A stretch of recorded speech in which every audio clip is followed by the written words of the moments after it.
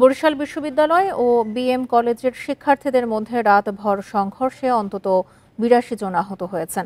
বিরোধপূর্ণ একটি বাড়ির দখল নেয়ার চেষ্টাকালে বিএম কলেজের এক সমন্বয়ককে মারধরের জেরে এই সংঘর্ষ হয়। মঙ্গলবার রাত ১১টা থেকে ৪টা পর্যন্ত দফায় দফায় সংঘর্ষ চলে। বিএম কলেজ শিক্ষার্থীদের অভিযোগ, সোমবার রাতে কলেজ সমন্বয়ক মোস্তাফিজুর রহমান রাফিকে মারধর করে বরিশাল বিশ্ববিদ্যালয়ের শিক্ষার্থীরা। এর জেরে মঙ্গলবার রাত ১১টার দিকে বটতলা এলাকায় বিশ্ববিদ্যালয়ের ২ শিক্ষার্থী হামলার শিকার হন। এরপর দুই পক্ষের শিক্ষার্থীদের মধ্যে সংঘর্ষ ছড়িয়ে পড়ে। এ সময় মোট ৪টি বাস ভাঙচুর করা হয়। সংঘর্ষে আহত ৮২ জনকে হাসপাতালে ভর্তি করা হয়েছে। রাত ৪:৩০টার দিকে সেনাবাহিনী ঘটনাস্থলে পৌঁছে পরিস্থিতি নিয়ন্ত্রণে আনে।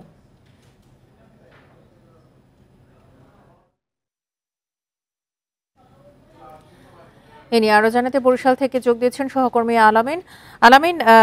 এলাকার পরিস্থিতি এখন কেমন দেখছেন? যারা আহত হয়েছেন তাদের মধ্যে গুরুতর অবস্থায় কেউ আছেন কিনা, আর কাউকে আটক করা গেছে কিনা?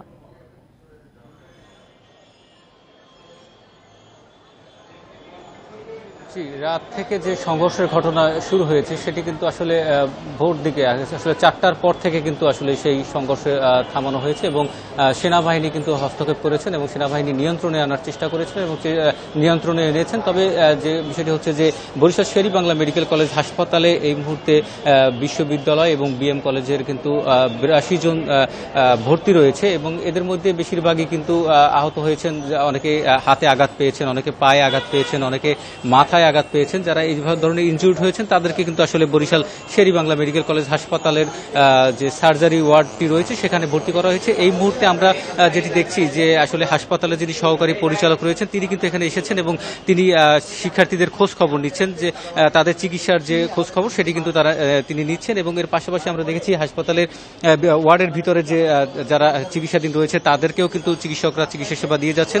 যে বিষয়টি হচ্ছে যে আসলে যে ঘটনাটি ঘটেছে এই ঘটনাটি আসলে কিভাবে ঘটলো এবং কেন ঘটলো সেই বিষয়টি কিন্তু আসলে প্রশাসনের পক্ষ থেকে কিন্তু আসলে তদন্ত করা হচ্ছে। এর পাশাপাশি শিক্ষার্থীরা কিন্তু পাল্টাপাল্টি অভিযোগ করেছেন যে তারা যেটি বলছেন বিশ্ববিদ্যালয়ের শিক্ষার্থীরা বলছেন তাদের উপরে হামলা করা হয়েছে, তাদের বাস ভাঙচুর করা হয়েছে।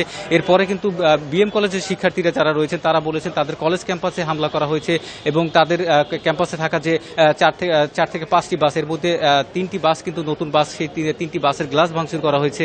সব মিলিয়ে কিন্তু শিক্ষার্থীদের যে অভিযোগ সেই অভিযোগের ভিত্তিতে আমরা যেটি দেখেছি যে আসলে দুই পক্ষেরই কিন্তু আসলে ৮২ জন আহত হয়েছেন এবং তাদেরকে বরিশাল শের-ই-বাংলা মেডিকেল কলেজ হাসপাতালে চিকিৎসা দেওয়া হচ্ছে এবং তাদের চিকিৎসা সেবা নিশ্চিত করার লক্ষ্যে কিন্তু আসলে হাসপাতালের যে কর্তৃপক্ষ রয়েছে তারা কিন্তু কাজ করে যাচ্ছেন। এবং আমরা পুলিশের সাথে কথা বলেছিলাম, তারাও বিষয়টি বলছেন যে আসলে এই পরিস্থিতি নিয়ন্ত্রণে আনার জন্য যে সার্বিক যে পরিস্থিতি রয়েছে তারা কিন্তু সেই কাজটি করছেন। এবং বিশ্ববিদ্যালয়ের যে প্রশাসনের যে কর্মকর্তারা রয়েছেন তাদের সাথে আমরা কথা বলেছিলাম, তারাও আমাদেরকে জানিয়েছেন যে আসলে এই বিষয়টি নিয়ে তারা শিক্ষার্থীদের যে সুষ্ঠু যে চিকিৎসা সেই চিকিৎসা ব্যবস্থা তারা নিশ্চিত করছেন এবং যে ঘটনাটি ঘটেছে সেটি কিন্তু বিশ্ববিদ্যালয় কর্তৃপক্ষ এবং বরিশাল বিএম কলেজ কর্তৃপক্ষ তারা বসে আলোচনার মাধ্যমে একটি সমাধানে আসবেন বলে আমাদেরকে জানিয়েছে। তো এই ছিল বরিশাল থেকে আমার কাছে সবশেষ খবর। বরিশাল থেকে জানাচ্ছিলেন সহকর্মী আল আমিন।